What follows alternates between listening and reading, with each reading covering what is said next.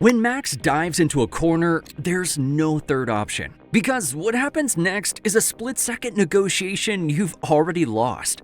Back out or crash. That's it. Those are your choices. Austria 2019.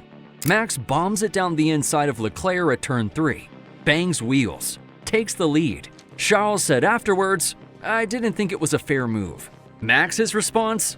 "If those things aren't allowed, what's the point of being in F1? And that right there is the problem nobody wants to admit. Max isn't just faster, he's made lifting the default response.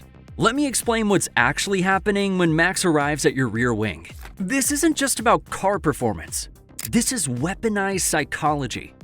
FIA steward Johnny Herbert straight up compared Max's intimidation tactics to Schumacher and Senna. "It's intimidation," Herbert said, "not aggression, not racecraft. Intimidation. And it works because the system protects it." Look at Imola 2025. Max starts P2 behind Piastri, lights out, and Max does something absolutely ridiculous. He stays flat on throttle 10 meters longer than Oscar, enters the braking zone doing 289 kilometers an hour while Piastri's already lifted to 260. That's a 30 kilometer an hour difference. Around the outside, at Tamburello, lap 1, George Russell called it the best overtake I've seen in a hell of a long time. Even added, that's why he's one of the best ever. And Max won overtake of the year for it. But wait, Piastri is one of the most calculated, ruthless drivers on the grid right now. The guy who refuses team orders in Miami. The guy who outpsyched Norris multiple times. Max made him look like he was an F2. Because Oscar did what everyone does when Max commits. He lifted. He gave space. He chose survival. Now, here's where it gets really interesting. Max has cracked the rulebook, and I mean completely figured it out. The FIA judges overtaking incidents based on one thing: who's ahead at the apex. That's it. If your front axle is alongside their mirror at the apex, the corner is yours. The other driver has to yield. Max knows this better than the stewards do. Vitantonio Liuzzi literally said Max Verstappen is a war machine. Too smart for the rulebook, hard to judge. Austria 2019 with Leclerc. Max braked so late that he was alongside at the apex. Didn't matter that both cars went off track. Didn't matter that they banged wheels. Max was ahead at the magic point, so the corner was legally his. Brazil 2021 with Hamilton. Same thing. Max went kamikaze into turn 4, knew he couldn't make the corner, but he got alongside Lewis at the apex. Both went off. No penalty. Mexico 2025 with Hamilton again. Max runs wide onto the grass at turns 2 and 3. Lewis gets penalized for cutting turn 4. Max? Nothing. The stewards ruled it a racing incident. Every time. But before I break down why the stewards keep clearing Max and why this creates an impossible situation for every other driver, if you're into F1 content that doesn't sugarcoat the uncomfortable truths about how the sport actually works, smash that like button and subscribe. Cause what I'm about to show you explains why 2026 might be even worse. What separates Max from everyone else is that he's not making instinctive moves. He's calculating risk-reward 3 corners ahead. He can be a bruiser, too aggressive on track. McLaren CEO Zak Brown said it and added the key detail. Max's racecraft relies heavily on intimidation, forcing rivals either to yield or face collision. And that's the trap. Because once you've raced Max a few times, you know the pattern. If you hold your line, there will be contact. And when there's contact with Max, the stewards investigate for hours and clear him anyway. So drivers learn, they adapt, they lift. It's not weakness, it's math. Hungary 2025. Max and Lewis battling for P11. Max goes for an audacious move into turn 4. Lewis gets forced wide, runs over the curb onto the runoff. FIA didn't warrant a penalty, saying that while it was an ambitious move, there was no contact. Lewis knew contact was coming, so he lifted. He chose the runoff over the crash. That's the Max Verstappen effect.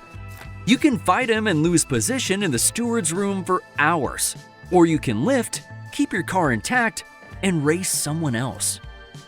And look, I'm not saying Max isn't talented. The guy is absurdly good. He's my favorite.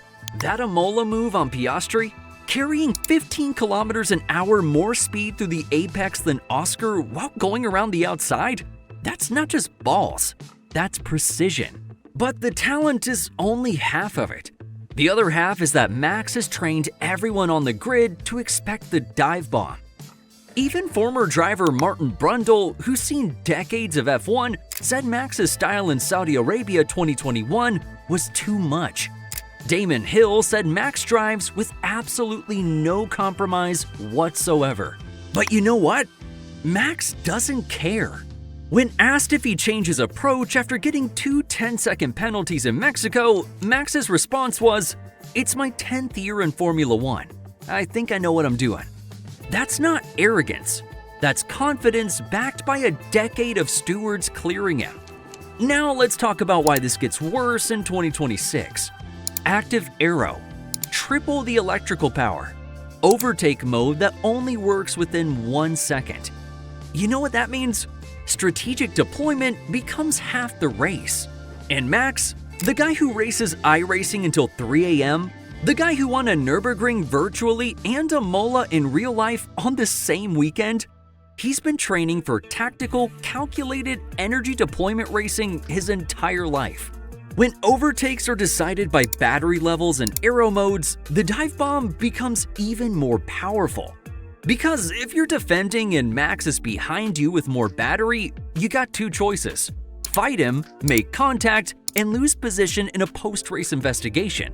Or lift early, let him through, and save your battery for someone else. The system is built to reward the aggressor. Look, I love Max. I love that he doesn't play politics. I love that he just wants to race. I love that he pushes the limits harder than anyone else. But let's be brutally honest about what's happened here. Max has turned wheel-to-wheel racing into a game where everyone else is just playing defense. Lando Norris is fast. Oscar Piastri is ruthless.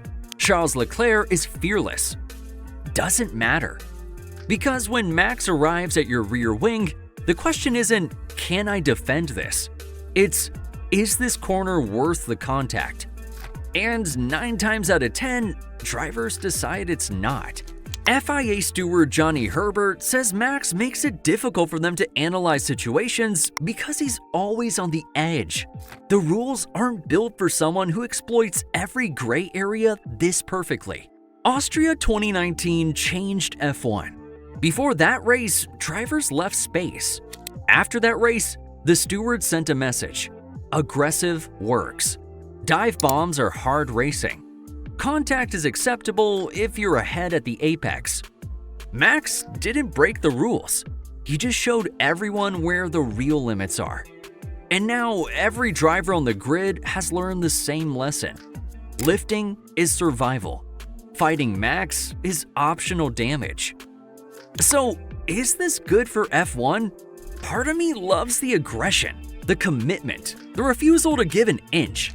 But part of me wonders if we've accidentally created a system where one driver has figured out how to make racing a binary choice: yield or crash.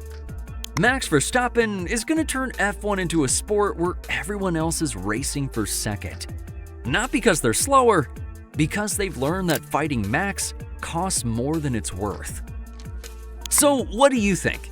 Is Max just playing the game better than everyone else? Or has the system accidentally created a driver who's too complete to race against? Comment "send it" if you think Max's aggression is what F1 needs. Comment "too much" if you think the stewards need to tighten the rules. And if this video made you realize why drivers lift when Max arrives, hit that like button. And if you want more F1 content like this, subscribe.